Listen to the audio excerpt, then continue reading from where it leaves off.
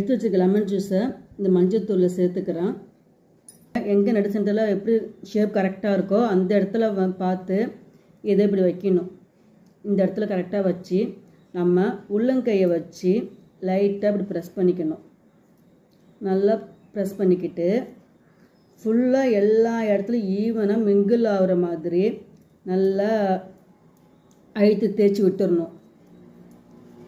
நம்ம நடு சென்டரில் வச்சுக்கோங்க. ஷேப் கரெக்டாக பார்த்து உங்கள் ஃபேஸ்க்கு நல்லா நடு சென்டரில் பார்த்து வச்சுக்கிட்டு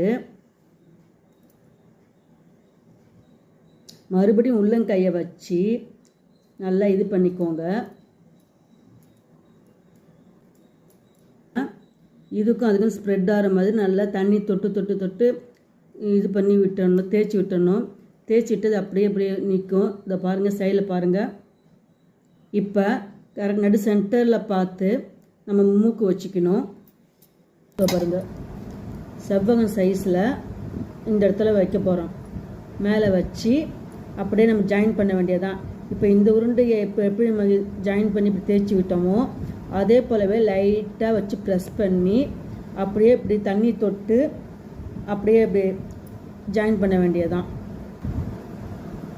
பார்த்துக்கோங்க, இந்த ஜாயினை மட்டும் தெரியாமல் வச்சுக்கணும். அப்படியே ஒரே சரிசமமாக இருக்கும். கொஞ்சம் நெத்தி மாதிரி கொஞ்சம் மேலே கொஞ்சம் தூக்கி இருக்கிற மாதிரி செஞ்சு வச்சுக்கணும். பூவும் வரத்துக்கு லைட்டாக நம்ம ப்ரெஸ் பண்ணி விடணும். ப்ரெஸ் பண்ணி விட்டுட்டு அதுக்கப்புறம் நம்ம மூக்கை வச்சுக்கலாம், ஆட்டு வச்சுக்கலாம். இல்லைன்னா சின்னதாக ஒரு கோடு கூட நீங்கள் போட்டுக்கலாம்.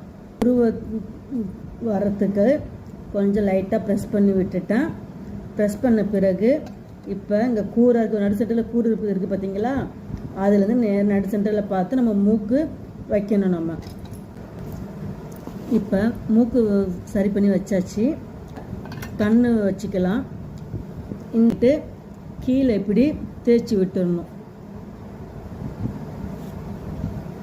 இப்போ பாருங்கள், தலைக்கு அந்த ஷேப் வச்சுட்டு நமக்கு எந்த மாதிரி டிசைன் வேணுமோ அந்த மாதிரி டிசைனுக்கு ஹேருக்காக வச்சுக்கலாம்.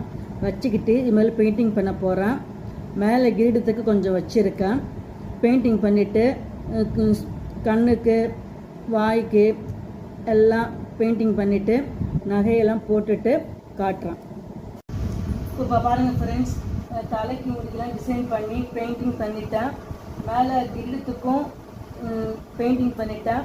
பெயிண்டிங் பண்ண முடிச்ச பிறகு ஸ்டோன் எல்லாம் வச்சு செட் பண்ணியாச்சு. கண்ணுக்கு இந்த வாய் கொடுத்த கோவை புவன் அக்காவுக்கு ரொம்ப ரொம்ப தேங்க்யூ.